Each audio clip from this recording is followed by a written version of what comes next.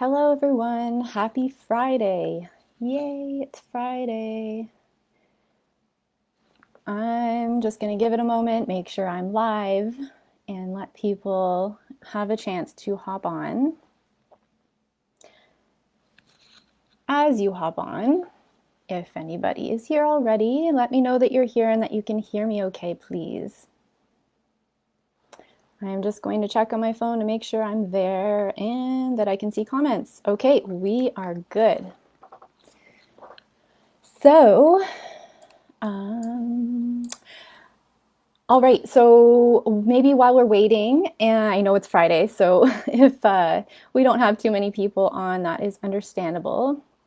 But while we're waiting, maybe what I'll do is introduce myself. I don't do that every time, but I know that for those of you who are new, it's helpful to know who I am and what the heck I'm doing here. So my name is Julie. I am a registered holistic nutritionist and functional nutrition educator.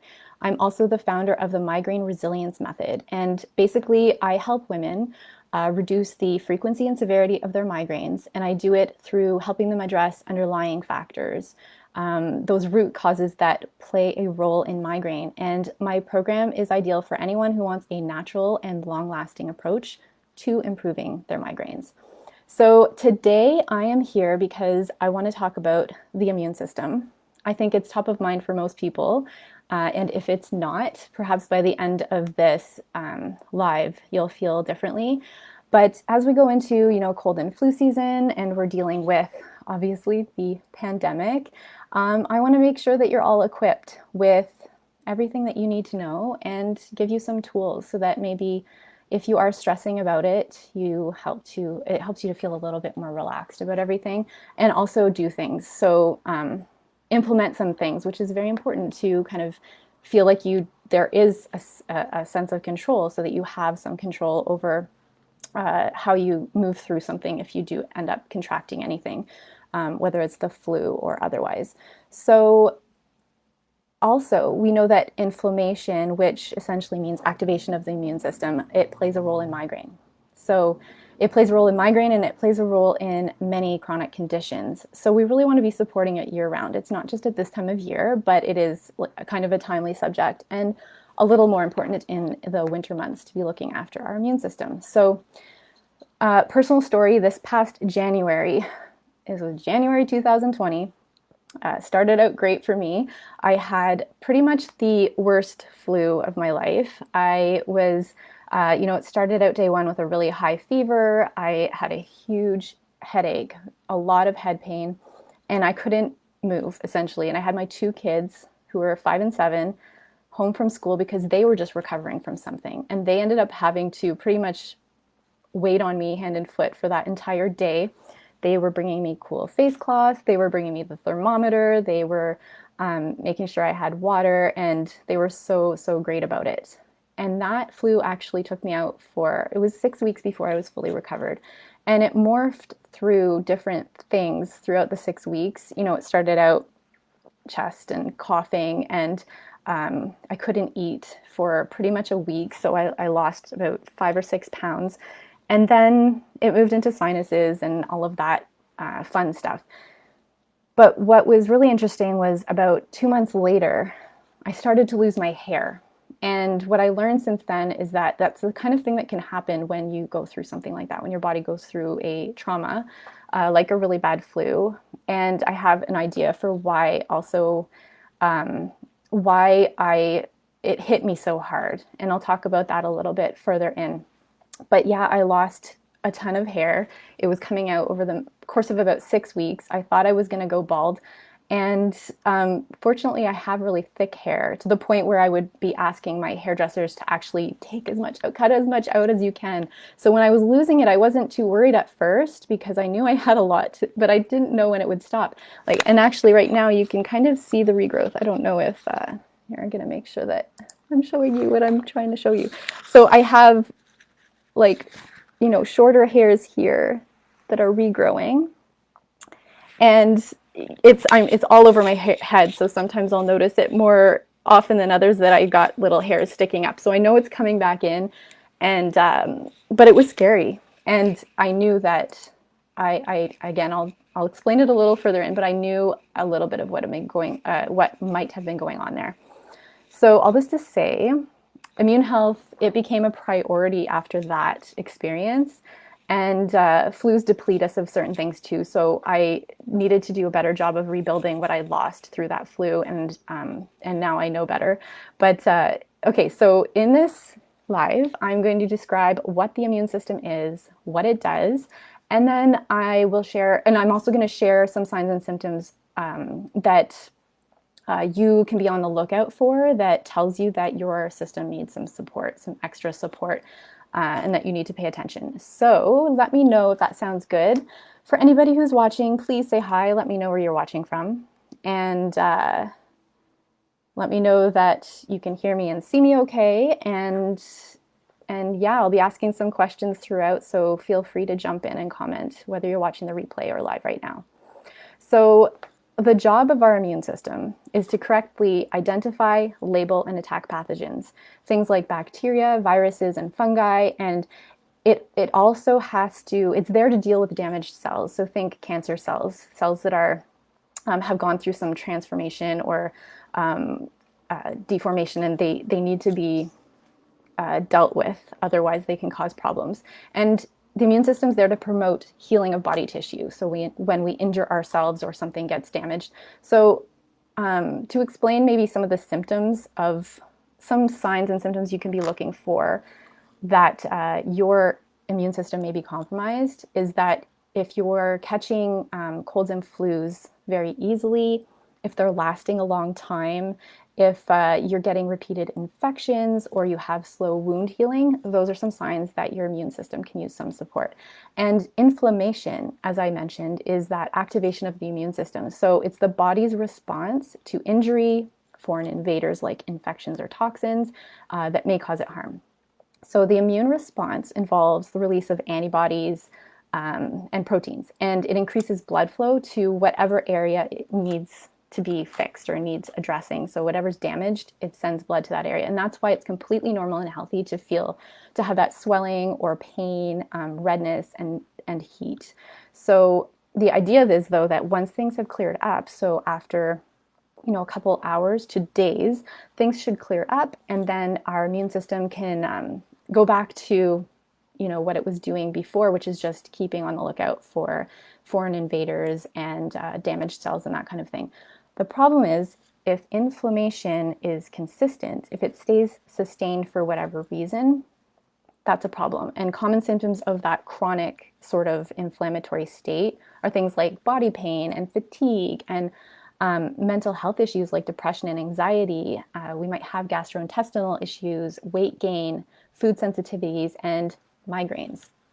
Migraines are another indication that inflammation is likely going on or may be going on. So, the symptoms of chronic inflammation, some of these ones that I described even, they can be quite subtle, or they can even come on so gradually that we don't even notice the difference between how we felt before and how we feel now.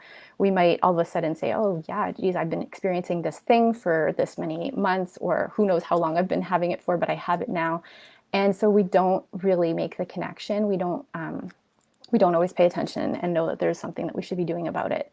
And so when an immune system is in that chronic inflammation state, when it's been weakened by continually being on guard like that, by not, shutting down and restoring, and, it's overburdened for on an ongoing basis. So what can happen is it becomes hypersensitive to more and more and more things. So you might find that you're reacting to more things, more foods. You're reacting to more, your soap, your face cream. All of a sudden, you have more environmental allergies. Maybe you're reacting to your pets or molds, and even medications, over-the-counter medications, recreational drugs, whatever. You become hypersensitive to more and more of it. So let me know in the comments if you recognize some of these symptoms in yourself. Even if you're watching the replay again, let me know. I'm just going to take a look here to see if anyone's... Hey Rita. Hey Jean. Nice to see you on. So our immune system, it is complex. I'm not gonna go into depth about it, but I will explain a few basics because it's interesting and it kind of gets you thinking and might help you make some connections down the road when you see some things happening. So the immune system is a network of proteins, tissues, and organs, and they're working together. So we have proteins like white blood cells, which you're likely familiar with, and antibodies and T cells and B cells. And then our tissues involved in the immune system include lymph nodes, the spleen, bone marrow, and gut-associated lymphatic tissue, which, as you may guess, is in the gut. And actually 70% of our immune system resides in our gut. So this is why we do need to look at gut health when we are looking to address immune health. So also the immune system has 3 different layers, 3 different lines of defense, and the first one is actually our skins. So I'm saying skins because there are actually inside skins and outside skins. So the inside skins include the lining of the digestive system, the lining of respiratory system, and the urogenital tract, which contains bacteria and compete with microbes. So all of these layers, these linings contain microbes that or bacteria that compete with these microbes, these threats. So the mucus in these areas actually entrap them and can help move them out. So our outer skin is the other skins I'm talking about, and that's of course what we have on our body, your hands, legs, arms, all over we have skin, right? We know what that kind of skin is. We're familiar with that one. So the job of our skin is actually to slow the entry of microbes with its bacteria. So we have bacteria on our skin, good and bad bacteria, just like in our digestive system, in our GI tract, we have bacteria. So this is one reason that we don't actually want to be too clean when we are showering daily, some people multiple times a day, and using soap. And we have chlorinated water in our system. We're actually washing the good and the bad bacteria off. And this can actually compromise our immune health, especially these hand sanitizers now that everybody's using everywhere they go. Yes, it's necessary when you're out. And now, especially with this virus, we want to be making sure that we aren't bringing it home and that, but try to minimize its use. Only use it when it's absolutely necessary. Soap and water is adequate if you have access to it for that. And, yeah, it's different too if you're washing it off your whole body versus your hands, but you want to be aware of that line of defense. The second line of defense comes into play if the pathogens actually pass through the first line of defense. So this line of defense involves membranes, chemical activities, and it's where the white blood cells come into play. So this line of defense becomes compromised when we have an overload of toxins coming in. That's when it starts to malfunction. It can't work as well as it should. The third line of defense is called the adaptive or acquired immune system. And this is the one that's more selective. It doesn't just destroy these incoming threats. It actually tags them or flags them, and then it calls in the troops. So it calls in other parts of the immune system to do the dirty work. So this is the one that develops memory or antibodies to fight off the same offending antigen. So when we get a virus, we're exposed to a virus, then these antibodies develop, and then the next time we're exposed to that same virus, we have antibodies kind of lying in wait to come and attack, to come and address it. So if we're exposed a second, third, fourth time, those antibodies are there, they can come in, and we have an easier time managing that virus. So antibodies, they also play a role in allergies and sensitivities. So when we have allergies, it indicates an overproduction of a certain type of antibody. So this is your IgE response. So this is your IgE antibodies. And there's an overproduction of them with allergies. Sensitivities are different. That is where you have an overproduction of IgG antibodies. So I'd love to know if you knew about these 3 different layers of the immune system, and let me know if you're surprised by any of it. Let me know in the comments. I don't think, it's funny, my phone is not showing them. So, all right, so basically I'm going to now go into what we can do to support our immune system. So we want to give our immune system the building blocks that it needs. We want to give it the support and building blocks. And we also want to minimize distractions so it can keep up. So when we want, what we want to do when we're trying to support it is we want to make sure that it's getting all the nourishment that it needs. So all essential nutrients. And what I'm going to do is I'm going to tell you about 5 in particular that are very important for immune health. So number 1 is basically to choose foods that are whole and natural and minimally processed, ideally. So our cells, they need nutrients to function the way they're supposed to. And by eating a diverse range of whole foods and minimizing those processed foods where they're actually lacking in nutrients, and when we eat those processed foods or nutrient poor foods, it actually uses nutrients from our body to metabolize them, to digest them. And so we end up with, this imbalance of, we're supposed to be bringing nutrients in through our food. We're not supposed to be using stored nutrients to actually digest it. So that's a problem. Number 2 is that we want to make sure we're getting enough essential fatty acids. So those are our omega-3s, and we find those in things like cold water fish and nuts and seeds and eggs. And in this case, a supplement may be necessary because a lot of us are actually getting too much omega-6 fatty acids and not enough omega-3s. And the ratio that we want, the ratio is actually what matters. We want 4-to-1 omega-6s to omega-3s. But a lot of North Americans, just because of the way that we're eating, the way that we're eating even the meats because they're high in omega-6s, and the way that animals are fed and all of this, we end up with more like a ratio of anywhere from like 10-to-1 to even 40 or 50-to-1. It can get pretty bad. So this is where you might want to, depending on your diet, obviously look at food first, but we may need to compensate by having some of that supplementation. Number 3, we want to consume foods high in antioxidants. I'm sure we all know about antioxidants, but we don't really fully understand maybe where we can get those from. So we're looking at our vitamins A, C, E, and selenium plus zinc. So we call it ACEs plus zinc.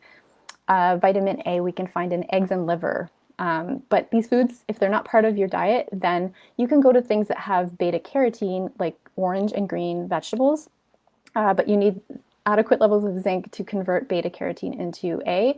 So we'll talk about zinc in a little further in. Then we have vitamin C, which is found in nearly all fruits and vegetables. So that's usually a pretty easy one to get. We may need to supplement or increase it if we are getting sick, or if we're battling something, or if we're not eating enough of those foods, then we might need to supplement. But generally, it's an easier one to get. Vitamin E is found in nuts and seeds and vegetable oils. Selenium is found in garlic, mushrooms, and Brazil nuts. And selenium actually, it increases our body's own natural antioxidant called glutathione. So it's a great one to have. And we sometimes, if we're not eating these things, it can be hard to get enough selenium. And garlic in particular, emphasize the garlic because it is a great antimicrobial. So eating it will, it'll help to kill bad bacteria. And the great thing about garlic is that it will kill the bad bacteria, but it's been shown that it doesn't affect the good bacteria. So unlike things like oregano oil, which if we're taking that for immune health, and we're taking it too often and too much of it, it kills the good and bad bacteria. So that can actually, in a way, be counterproductive for us. So garlic is a good one. And then, so finally here we have zinc. This one is huge. We don't want to be deficient in zinc because it has so many important functions. And it, in particular for the immune system, it improves resistance to infection, and it actually improves recovery from infection. This might be one that you want to consider supplementing, especially if you have high copper intake through foods and through dark chocolate. Like dark chocolate has higher is higher in copper, and also water can be high in copper. If you have copper pipes in your house, you have old pipes, copper can be high in your water. And also birth control. Birth control can be a problem. So the issue is that copper competes with zinc.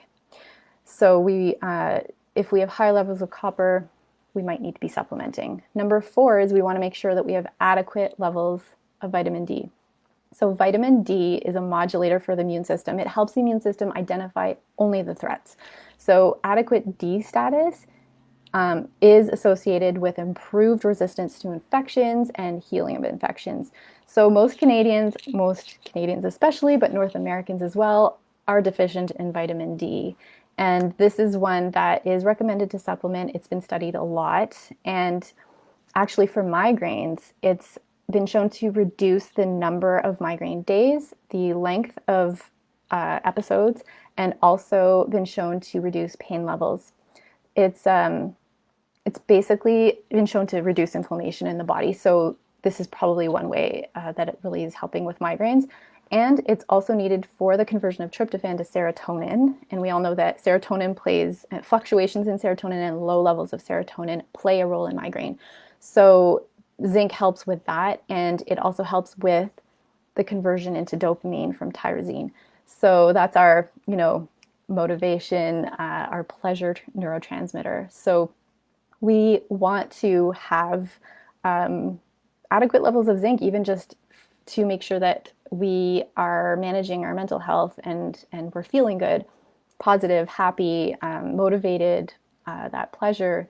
So most people need to take a supplement because they're deficient. It's hard to get enough from just the sun. The sunshine gives us vitamin D, yes, but our body needs to convert it into different forms before it can actually use it the way it's supposed to. We can get it through fortified foods, and things like milk is fortified with D. Some of the nut milk products and that, and essentially that makes it a supplement, right? If we're things are fortified with vitamin D, then it's the same thing as taking a supplement. It's not, you're not getting it in a natural form. So I do recommend taking vitamin D3 with K2 as a supplement, and get your blood tested. So whenever I get my blood tested, I always ask for vitamin D levels to be added to my requisition form. I ask for my doctor to check it. Even though I have to pay a bit extra, it's worth it because you really can't know how much you should be taking, what the dosage should be, unless you know your levels. So generally though, in the summertime, I'll take 3,000 IU, and then in the winter, I increase it. Or if I'm feeling like I'm getting sick or something like that, I'll increase it. So the functional range for vitamin D levels is between 55 and 80 nanograms per milliliter. But if you look at if you look at other references, like the Vitamin D Society, for example, they say that 40 to 60 is optimal. So again, though, if you don't know your levels, get them tested. So this is the reason I think I got so sick in January. I think that's why it hit me so hard. I was deficient because I'd been tested in late November.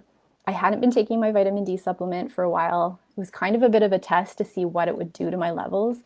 And yeah, they plummeted. I was at about 25 ng per ml. And I didn't start supplementing again until about beginning of January. But since I got sick around the end of January, it wasn't long enough to bring my levels back up. So I think that I had a hard time with that virus because I was deficient in D. So moving on to number 5, this is for how to nourish our body for immune health. We want to be bringing in probiotics. So whether it's through food or supplement, probiotics are our friendly microorganisms. So these are the things that can help us keep that balance that we want of good to bad bacteria in our gut, and help with our immune system, because as we know, most of our immune system resides in our gut. So we can eat probiotic foods like ferments. They include things like sauerkraut, kimchi, and we want to be supplementing, especially if we have been taking antibiotics, or if we are taking antibiotics, don't take them with the antibiotics, but separate from the antibiotics, we want to be taking probiotic supplements, and try to look for one that's in the fridge when you buy it, something that's refrigerated, something that is in the form of powder or capsule or a liquid, and that has 10 billion active organisms per serving. So as for, I talked about fermented foods, but I know that not everybody with migraine can deal well with them. Some people, it triggers a migraine. Let me know if you use fermented foods. Let me know in the comments if you like fermented foods, if you include fermented foods. But it can take some getting used to. Not everybody loves them, but they're great. And we want to treat them like a condiment. We don't want to be filling our plate with them or anything, but a little goes a long way. And having a little bit every day can be so great. Okay, so that was how to give our immune system the building blocks and support that it needs. Now I'm going to talk about how to minimize distractions. So we want our immune system to be focused on what it should be focused on, and not distracted with extra things that it shouldn't have to worry about. So we essentially want to minimize our toxic load. And this is done by reducing stress, reducing those stressors, which includes nutritional stress, and also supporting our elimination system.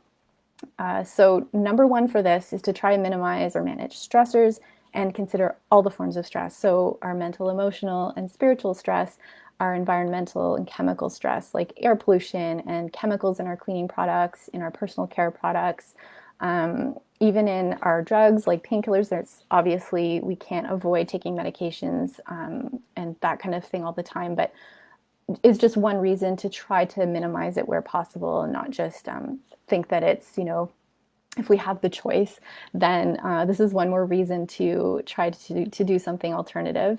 The physical and structural stresses, the electromagnetic radiation stress, and then nutritional. So to elaborate on nutritional today, we again want to avoid things that lack nutrients, like our white foods, our processed foods, junk foods, because they do rob us of nutrients. And alcohol in particular, it can prevent nutrients from feeding our immune health.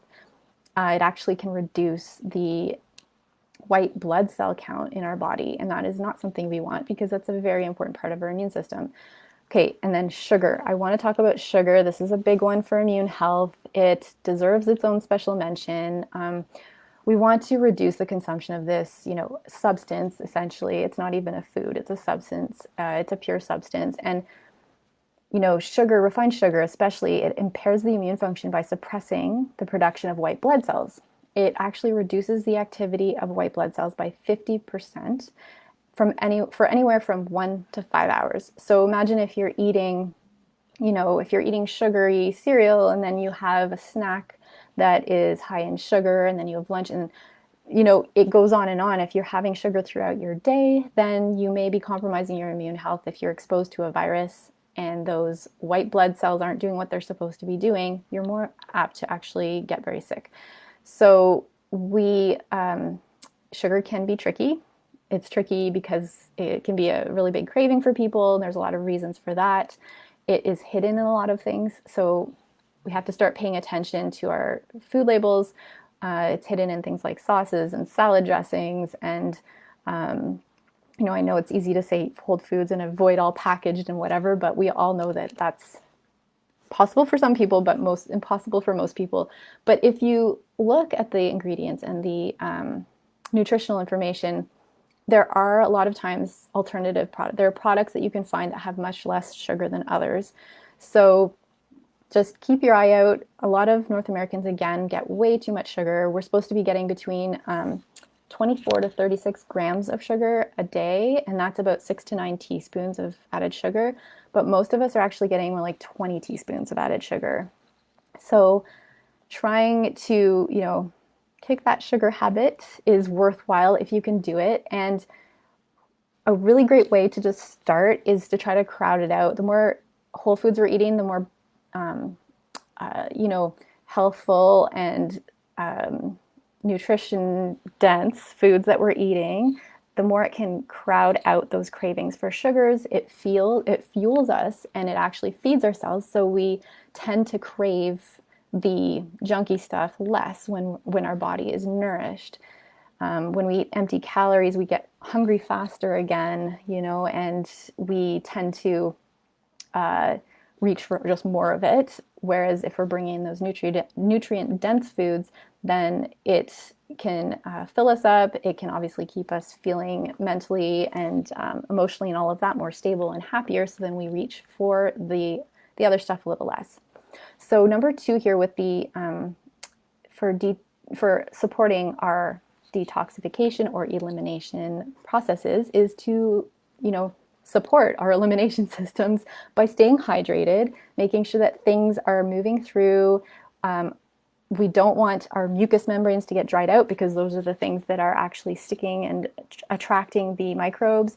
We want to be keeping those white blood cells moving, so we need to be drinking fluids. We also want to minimize fried foods. We want to minimize trans fats. So fried foods like your chips and your French fries and all of that, that and the trans fats will actually bog down the liver. It is, very it overburdens it, so that our liver, which is an important part of our detoxification system, it can't do its job. So again, this is one where you want to check labels. I don't know about in the US, but in Canada, the trans fats can be, a company or a product can claim to have zero trans fats, even though there are trans fats in it, because they have kind of a range. So if they're under a certain amount of trans fats per serving, they can say zero trans fats, even though there are trans fats in the product. And that's tricky because most people don't eat just the one serving, especially if they're making that serving so small that they're able to make that claim. It's confusing. And so people end up buying these, cookies, crackers. Those are the kinds of things that tend to include trans fats. And they end up buying them and eating them because they think they're safe. They think they're trans fat free, but they're actually not. So that's a little bit unfair, but it's something we can be on the lookout for. So two other things for this one, for how to support our toxin elimination system, is we want to be sleeping well, because sleep is when a lot of our body repair mode is going on, and when we are detoxifying things. So if we're able to find ways to improve the quality of our sleep and get adequate sleep, then that goes a long way to helping immune health. We also want to keep moving. So our immune system relies on movement to stay healthy. Our lymphatic system, which is a network of tissues and organs that help rid the body of toxins, it's where most of our immune cells are hanging out, and the main function is to, this lymph, that is the fluid that fills the lymphatic system. It moves the lymph through the body. The lymph fluid is where most of, it's where, it's helping to clear out all of that junk. So if we're not moving, because our lymphatic system actually doesn't have a pump, it's like vessels and nodes, but to keep that fluid moving, we have to be moving ourselves. It doesn't have a pump like the heart has a pump for the cardiovascular system. So this is where movement can be good for immune health as well. So this is all I have for today for the immune system, but I did want to maybe just recap quickly what we talked about. We want to support our system so it can jump into action when actual threats are present. We don't want to be distracting it to the point of where it gets bogged down or it starts to get confused and can't do what it's supposed to be doing. So to do this, we want to bring in whole foods as much as possible. We want to get foods high in omega-3 fats. We want to get foods high in antioxidants. We might want to look at supplementing specifically omega-3s, potentially zinc, vitamin D, and probiotics. And lastly, we want to reduce stress of all kinds and pay close attention to sugar and support our toxin elimination channels by working on sleep, moving the body, and minimizing trans fats and those fried foods. So that is it for me. I will let you go. That was a bit of a long one, but I really hope it was helpful. And I do think it's so important. And so I want everybody to know this. I want everybody to have this information so you can actually do something about it and feel that empowerment, because I think there's a lot of fear going on right now, thinking there's nothing we can do if we, catch a cold or flu and virus. It's going to be terrible, but it doesn't have to be. We can minimize the chance that that those kinds of sicknesses are going to be really hard on us, and in the long term prevent, more disease, and hopefully improve migraines through these strategies as well. So let me know in the comments if you have questions about any of this. Let me know if you want help with your own migraines, navigating this, all of these things, and helping you find a holistic approach to your migraines that has longer lasting results than maybe what you've been trying. And, getting to those roots and underlying causes of your migraines. I am here to chat. Let me know. And that's it. I'll be back next week. It seems like we'll be talking about the role of hormones in migraine based on the votes that I got in from that poll. Thank you so much for voicing your interest, because this helps me decide what topics I'm going to be talking about. And I really wanted to be sharing things that are of value to you. So, once again, yeah, thanks for engaging. And that is all from me today. Okay, bye.